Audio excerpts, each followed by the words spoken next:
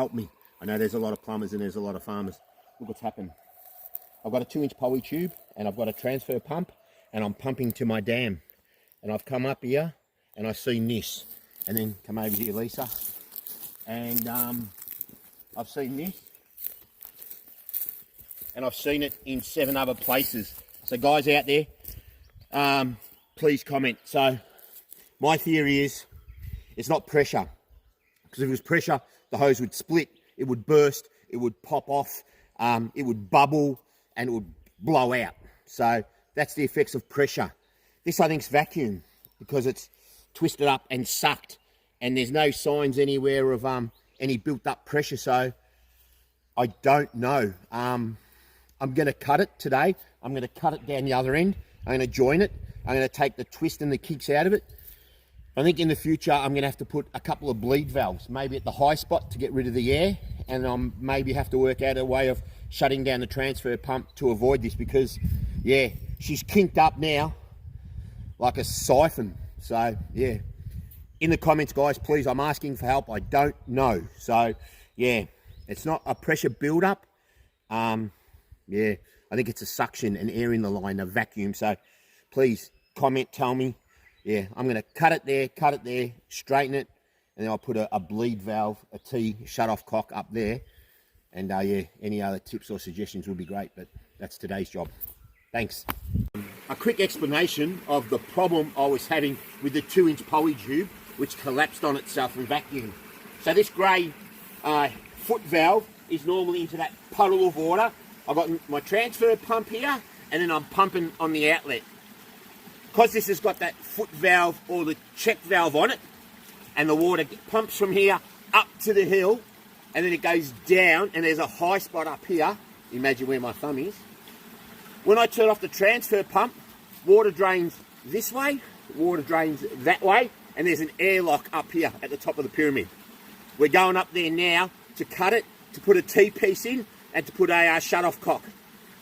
So before I turn the water off next time when I'm transfer pumping, what I'll do, I'll go up there, I'll open the shut-off cock, the pump will pump some water through the air, which is fine. The line will be charged, it won't be going down to the dam, but there'll be like a water fountain.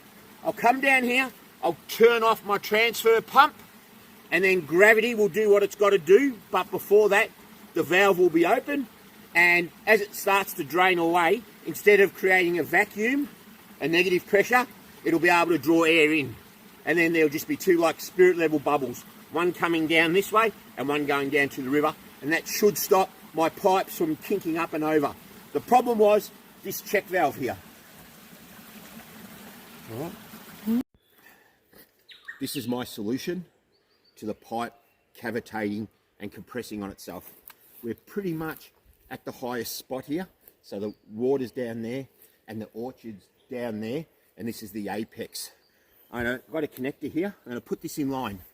When I turn the pump off and the water drains away and it causes a vacuum, I'm going to open this, and this will allow air into the line. I'm hoping when it's like this and there's air into the line, it won't collapse and roll up and fold over on me. So this is my $100 solution to stop the line collapsing on me in the future.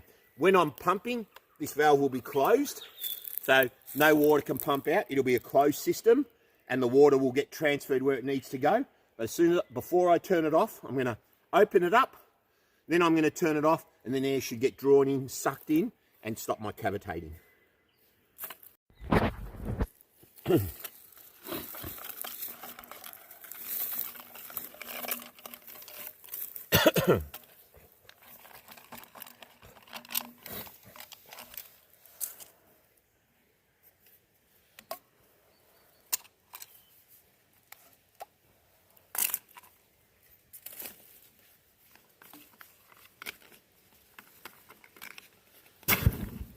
Wow. All the air. Yeah. The problem isn't it over such a big line. I'll put the valve towards us so it's more user friendly. Yep. All right, this will go in here like this.